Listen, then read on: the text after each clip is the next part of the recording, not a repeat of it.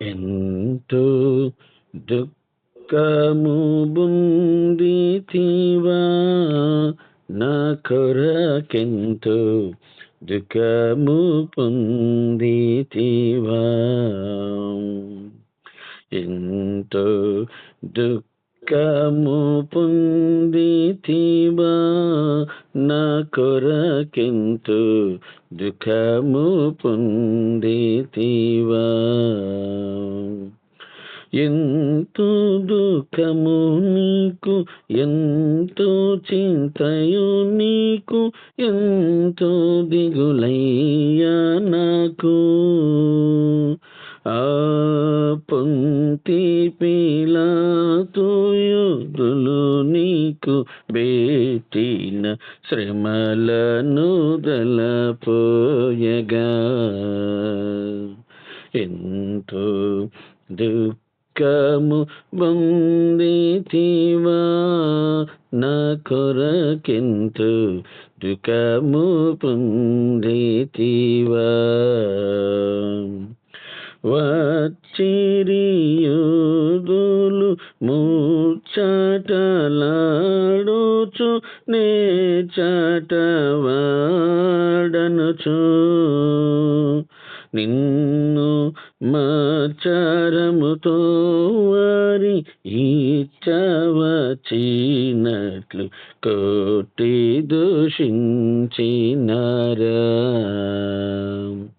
ఎంతో దుఃఖము పొందితివా, నా కొరకెంతో దుఃఖము పొందితివా. సుందర మగు దేహ మందున దెబ్బలు గ్రంథులు గట్టినవా. నీవు పొందిన బాధన డందము తలపన నందములే ఇదాయను. ఎంతో దుఃఖము పొందితివా, నా కొరకెంతో దుఃఖము పొందితివా. కోటు కోటుమని తీటికెల్ దాటిని నాటిటు నెట్టొచ్చును. వారు పెట్టు శ్రమలు తుద మాటున కొచ్చియు బెట్టితివా ప్రాణము.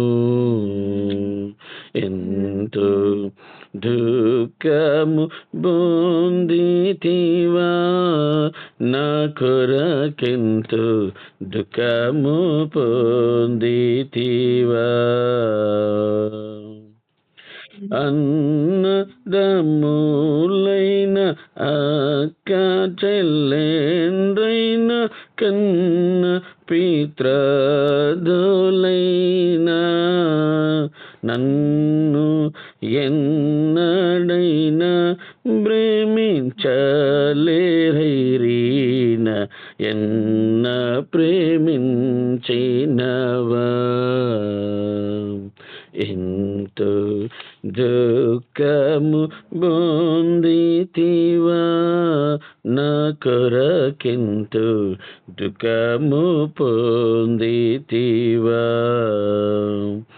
ఎంతో దుఃఖము నీకు, ఎంతో చింతయు నీకు, ఎంతో దిగులయ్యా నాకు. ఆ పొంతి పిలాతు యోధులు నీకు బెట్టిన శ్రమలను దలపోయగా. ఎంతో దుఃఖము పొందితివా, నా కొరకెంతో దుఃఖము పొందితివా. సంతోషము. మరి దేవుని యొక్క లేఖన భాగమును ధ్యానిద్దాం రండి. మొదటి దినవృత్తాంతముల గ్రంథము 29వ అధ్యాయము 19వ వచనమును చదువుకోవటానికి ప్రయత్నం చేద్దాం. నాతో పాటు ఏకీభవించినటువంటి వారు కూడా మరి దేవుని యొక్క లేఖన భాగమును తీసి చూడండి. 19వ వచనం.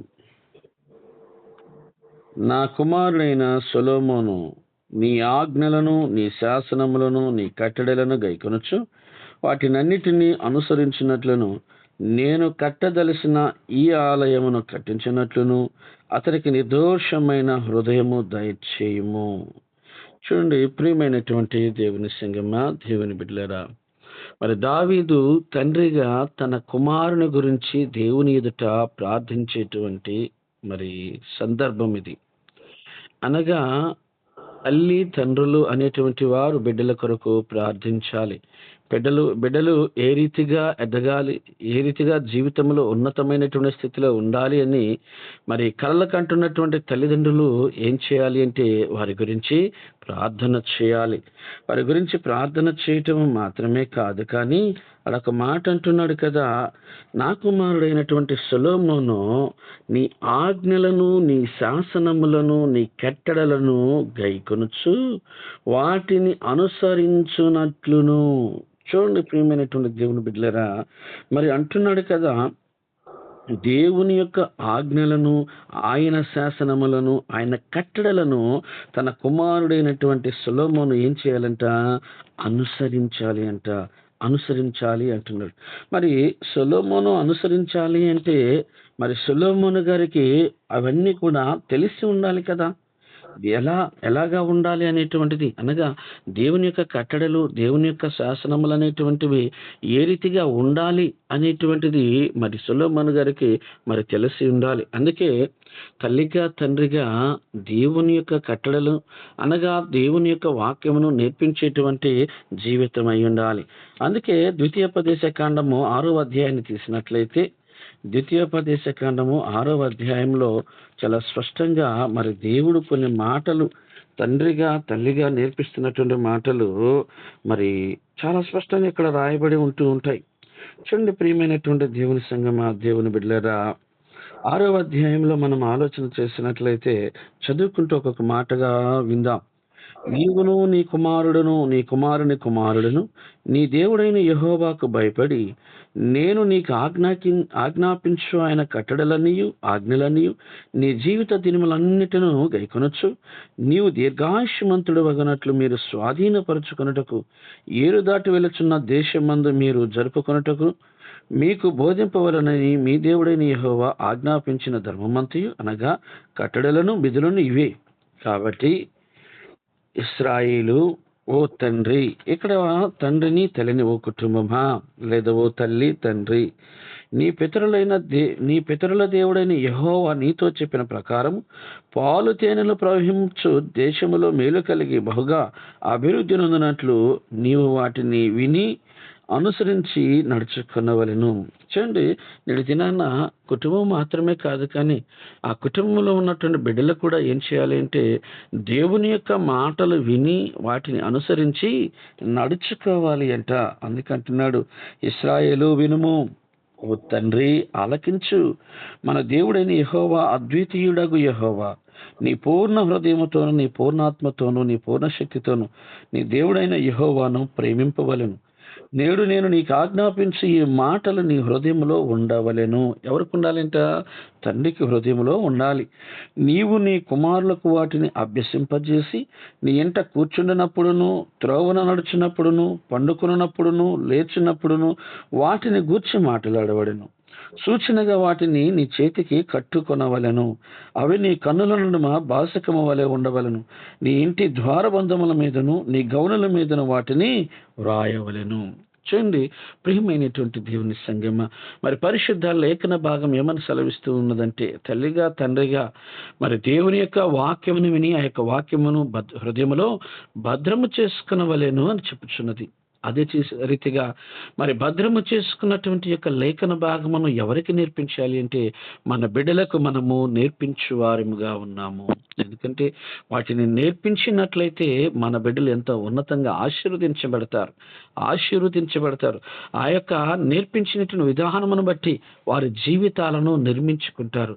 వారి జీవితాల్లో ఉన్నతమైనటువంటి స్థాయికి వెళతారు. చూడండి, బిడ్డలు ఆశీర్వదించబడాలి అంటే, దేవునిలో ఉన్నతమైనటువంటి స్థాయిలో ఉండాలి అంటే, దేవుని యొక్క ఆజ్ఞలను మన బిడ్డలు పాటించేవారుగా ఉండాలి.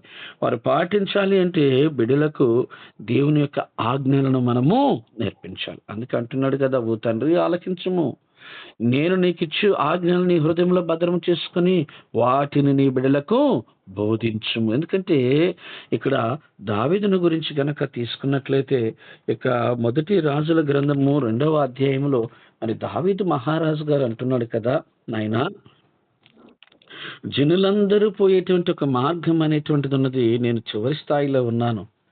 కాబట్టి నన్ను ఆశీర్వదించినటువంటి దేవుని గురించి నేను చెబుతాను నాయనా.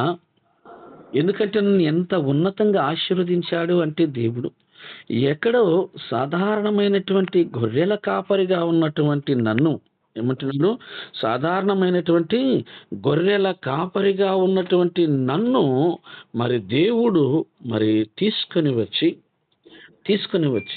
తన 12 గోత్రాల ప్రజలను పరిపాలించటానికి రాజుగా నన్ను నియమించాడు. ఎన్నో శ్రమలు, ఎన్నో శోధనలు, ఎన్నో భయంకరమైనటువంటి పరిస్థితులలో నుంచి నన్ను చేపట్టి బయటకు తీసుకుని వచ్చి ఉన్నతమైనటువంటి ఈ యొక్క సింహాసనం మీద నన్ను కూర్చుండబెట్టి ఉన్నాడు. నన్నెంతో దేవుడు నమ్మాడు, నన్ను నిజ స్నేహితుడిగా అంగీకరించాడు. ఎందుకు అంటే కేవలము నేను ఆయన యొక్క ఆజ్ఞలను నేను పాటించాను, ఆయన యొక్క కట్టడలకు లోబడి నేను జీవించాను. కాబట్టి నీవు కూడా ఆ రీతిగా ఉన్నట్లయితే నిన్ను కూడా ఆయన ఆశీర్వదిస్తాడు అని తన కుమారుడైనటువంటి సొలొమోనుకి తన జీవిత అనుభవాన్ని గురించి దావీదు పలుకుతూ ఉన్నాడు. నేటి దినాన ప్రియ సహోదరుడా, సహోదరి, మన యొక్క జీవిత అనుభవాలు మన బిడ్డలకు నేర్పించే వారముగా మనం ఉంటూ ఉన్నామా? నాయనా, నేను ఆపదలో ఉన్నప్పుడు, నేను ప్రార్థన చేసినప్పుడు నా దేవుడు నాకు సహాయం చేసి ఉన్నాడు. నేను కష్టకాలంలో ఉన్నప్పుడు, శోధనలో ఉన్నప్పుడు, సమస్యలలో ఉన్నప్పుడు, మోకరించి కన్నీరు కార్చినప్పుడు దేవుడు నా ప్రార్థన ఆలకించాడయ్యా, నాకు సమాధానం ఇచ్చాడు అని నీ అనుభవాలు, ఏ ఒక్క అనుభవం అయినా నీ జీవితంలో నీ బిడ్డలకు చెప్పుకోవటానికి ఉన్నాయా? సహోదరి, సహోదరుడా, ఒకవేళ లేకపోతే ఈ దినము నుంచి ప్రారంభించు. దేవునికి లోబడు, దేవుని కట్టడలకు లోబడు, దేవుని ఆజ్ఞలకు లోబడు, దేవుని యొక్క వాక్యమును నేర్చుకో. నీ జీవితంలో నీ కుటుంబాన్ని మార్చుకోవటానికి ప్రయత్నము చెయ్యి. ఎందుకంటే తల్లిగా, తండ్రిగా మనము సరైనటువంటి రీతిలో నడిచినప్పుడే మన బిడ్డలకు కూడా సరైనటువంటి రీతిలో మన వెనకాల వస్తూ ఉంటారు. ఎందుకంటే లోక సామెత, తల్లి చేలో మేస్తే పిల్ల గట్టున మేస్తుందా అనేటువంటి సామెత విలువైనటువంటిది. అదే రీతిగా తల్లిగా, తండ్రిగా దేవుని యొక్క ఆజ్ఞలను నేర్చుకొని, కట్టడలను నేర్చుకొని, ఆ యొక్క విధానంలో మనం ముందుకు వెళ్ళినప్పుడు మాత్రమే మన బిడ్డలు కూడా మనం వెళ్ళినటువంటి మార్గములో వస్తారు. అంతేగాని మనము చెడ్డ మార్గంలో నడుస్తూ మన బిడ్డలు ఉన్నతంగా ఆశీర్వదించబడాలని ఆశపడటము ఎంతవరకు సాధ్యమో ఒకసారి ఆలోచన చేయండి. కాబట్టి ప్రియ సహోదరి, సహోదరుడా, మరి దావీదు తన అనుభవాన్ని తన కుమారుడికి నేర్పిస్తా ఉన్నాడు. ఏమని అంటే చదువుదాము, చూడండి. ఒక మాట, మొదటి రాజుల గ్రంథము 2వ అధ్యాయం 3వ వచనములో, నీ దేవుడైన యెహోవా అప్పగించిన దానిని కాపాడి ఆయన మార్గములను అనుసరించిన యెడల నీవు ఏ పని పూనుకున్నను, ఎక్కడ తిరిగినను అన్నింటిలో వివేకముగా నడుచుకుందువు. మోషే ధర్మశాస్త్రంలో రాయబడి ఉన్న దేవుని కట్టడలను, ఆయన నియమించిన ధర్మమంతటిని, ఆయన న్యాయ విధులను, శాసనములను గైకొనుము. అప్పుడు నీ పిల్లలు తమ ప్రవర్తన విషయంలో జాగ్రత్తగా నుండి నా ఎదుట తమ పూర్ణ హృదయముతోనూ పూర్ణ మనస్సుతోనూ సత్యమును అనుసరించి నడుచుకుని ఇశ్రాయేలీయుల రాజ్య సింహాసనము మీద ఆసీనుడగు ఒకడు నీకు ఉండక మనడని యెహోవా నన్ను గూర్చి ప్రమాణము చేసిన మాటను స్థిరపరచును అంటున్నాడు కదా నాయనా. నాతో దేవుడు ఒక మాట ఇచ్చినాడు. నేను గనక నడిచినట్లయితే ఆయన యొక్క ఆజ్ఞలను పరిపూర్ణంగా గనక నేను పాటించి నడిచినట్లయితే ఆయన అంటున్నాడు కదా, నా సింహాసనము నిత్యము నిలుచును అంటున్నాడు. కాబట్టి నువ్వు చేయవలసినటువంటి పని ఏంటంటే ఆయన యొక్క ఆజ్ఞలకు లోబడు, ఆయన యొక్క ఆజ్ఞలకు లోబడు అని తన కుమారుడికి మరి చెప్పుచున్నాడు. ఆయన యొక్క ఆజ్ఞలకు లోబడినట్లయితే ప్రియమైనటువంటి దేవుని బిడ్డలారా, మన బిడ్డలకు మనం నేర్పించేటువంటి విధానం ఏంటంటే దేవుని యొక్క ఆజ్ఞలను నేర్పించాలి. ఆ ఆజ్ఞలను పాటించే విధంగా మన బిడ్డల్లో పెంచగలగాలి. ఆజ్ఞలకు లోబడి ఆజ్ఞానుసారముగా మరి ముందుకు వెళ్ళేటువంటి ఆలోచన మన బిడ్డలకు దయచేయాలి. అప్పుడు మాత్రమే మన బిడ్డలు అనేటువంటి వారు ఉన్నతంగా ఆశీర్వదించబడతారు. దేవునిలో ఉన్నతంగా వారి యొక్క జీవితాలను నిర్మించుకుంటూ ఉంటారు. చూడండి, మరి దావీదు చెప్పినటువంటి ఈ మాటలను బట్టి సొలొమోను గారు ఒక ప్రార్థన చేస్తా ఉన్నాడు. కుమారుడైనటువంటి సొలొమోను ఒక ప్రార్థన చేస్తా ఉన్నాడు. ఏమని అంటే, అయ్యా, నా తండ్రికి సమాధానం ఇచ్చినటువంటి మీరు, నా తండ్రిని ఉన్నతమైనటువంటి సింహాసనం మీద ఉంచినటువంటి మీరు, మా నాన్న చెప్పాడు నాకు, తన యొక్క అనుభవాలలో అనేకమైనటువంటి శ్రమలు శోధనలో మీరు సహాయం చేశారని, మరి సాధారణమైనటువంటి వ్యక్తిగా ఉన్నప్పుడు తీసుకుని వచ్చి ఈ యొక్క సింహాసనం మీద కూర్చొనబెట్టి ఉన్నారని, సాధారణమైన వ్యక్తిగా ఉన్నటువంటి తనను ఇదిగో బలమనిచ్చి గొల్యాతును చంపించి సౌలు కన్నా గొప్పవాడిగా కీర్తించబడే విధంగా చేశారని, అనేక మార్లు సౌలు చంపటానికి ప్రయత్నం చేసినప్పుడు మీరే దగ్గరుండి కాపాడారని, అనేకమైనటువంటి శోధనలు సమస్యలు మీరు తోడుగా ఉన్నారని మా నాన్న చెప్పి ఉన్నాడు. ఇంకోటి కూడా చెప్పి ఉన్నాడు, ఏంటి అంటే, నీ యొక్క ఆజ్ఞలను పాటించి నీకు లోబడి నిన్ను ఏది అడిగినను మీరు దయచేస్తారని చెప్పి ఉన్నారు ప్రభువా. కాబట్టి నాకు ఒకటి దయచేయండి, నా ప్రార్థన మీరు ఆలకించండి, నా ప్రార్థన మీరు ఆలకించండి అని మరి దేవుని ఎదుట మరి యొక్క సొలొమోను ఎంతో ఉన్నతంగా ప్రార్థన చేయటము జరుగుతుంది. ఎంతో ఉన్నతంగా ప్రార్థన చేశాడు. తన తండ్రి యొక్క అనుభవాలను ఆధారం చేసుకొని తన తండ్రి చెప్పినటువంటి మాటలను విశ్వసించి మరి ప్రార్థించడం జరిగినది. ఆ ప్రార్థనను మరి దేవుడు ఆలకించాడు. ఏమని ప్రార్థన చేశాడంటే, అయ్యా, నాకేమీ జ్ఞానము లేదు, నీ ప్రజలైనటువంటి ఇశ్రాయేలును పరిపాలించడానికి నాకు వివేచన దయచేయండి, జ్ఞానము దయచేయండి అని సొలొమోను ప్రార్థన చేస్తే ఆ ప్రార్థన దేవుడు ఎంతో సంతోషంగా అంగీకరించాడండి. ఏమనంటే, సాధారణమైనటువంటి ఒక రాజు అడిగితే బలగాన్ని అడగాలి. అనేక మంది రాజుల మీద విజయాన్ని పొందాలి ప్రభు అని ప్రార్థన చేయాలి, లేదా మరి బంగారము ధనమును ఆశ్రయించాలి. కానీ ఇవన్నీ వేటిని ఆశ్రయించక సొలొమోను గారు తన తండ్రి చెప్పినటువంటి మాటలను బట్టి, తన తండ్రి యొక్క జీవిత అనుభవాన్ని బట్టి ఏమడుగుతున్నాడు అంటే, జ్ఞాన వివేచన అడుగుచున్నాడు, బుద్ధి నేర్పించమంటుండయా, నీ ప్రజలైనటువంటి ఇశ్రాయేలు ప్రజలను పరిపాలించటానికి నాకు జ్ఞాన వివేచన బుద్ధిని దయచేయి అంటున్నాడు. దేవుడు అంటున్నాడు కదా, సొలొమోనా, నీ ప్రార్థన చాలా మంచిగా ఉన్నదయ్యా, సరి అయినటువంటి రీతిలో నువ్వు ప్రార్థన చేశావు, నీ ప్రార్థన నేను అంగీకరించి ఉన్నాను.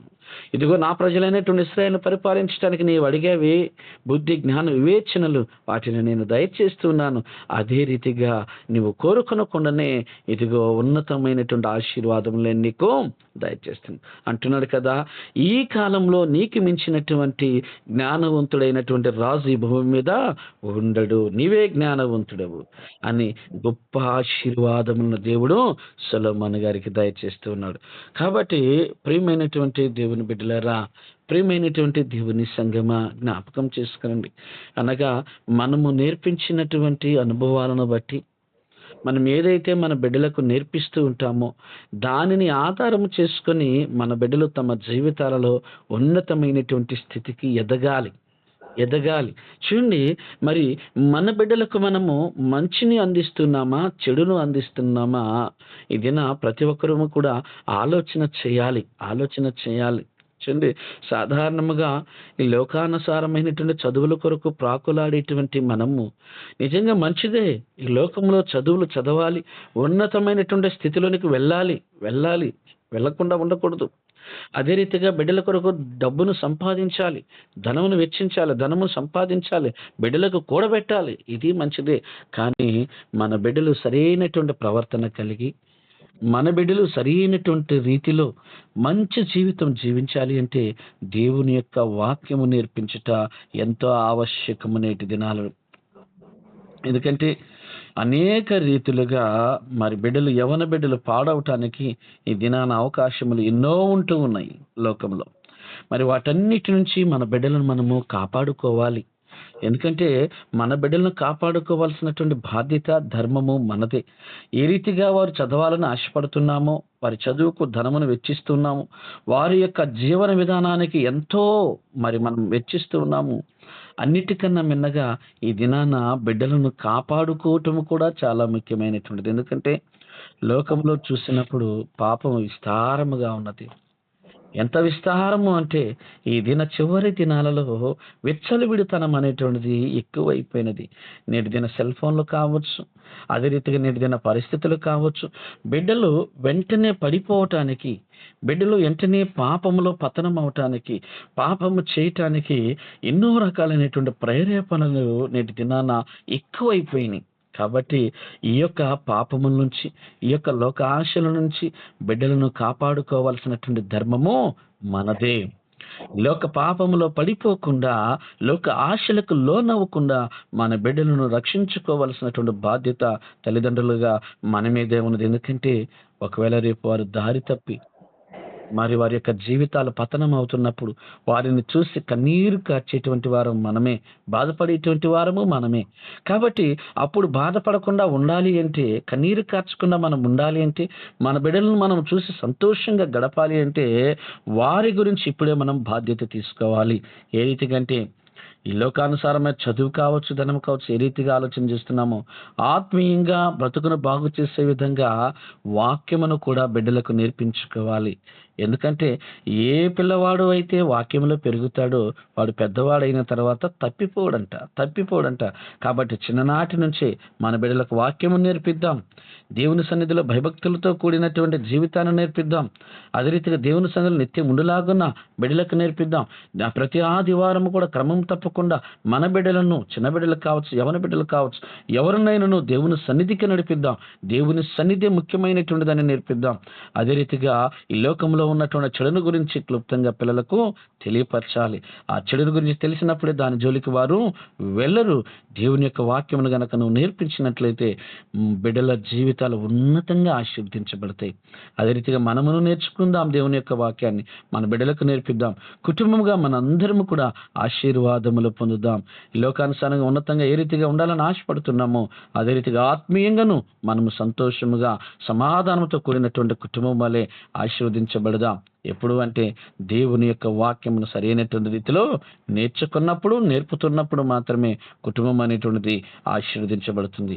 ఆ రీతిగా మన సంఘంలో ఉన్నటువంటి ప్రతి కుటుంబములో దేవుని యొక్క వాక్యము తల్లిదండ్రుల బిడ్డలకు నేర్పించును గాక. ఆమేన్. మరి ప్రార్థన చేసుకుందాం.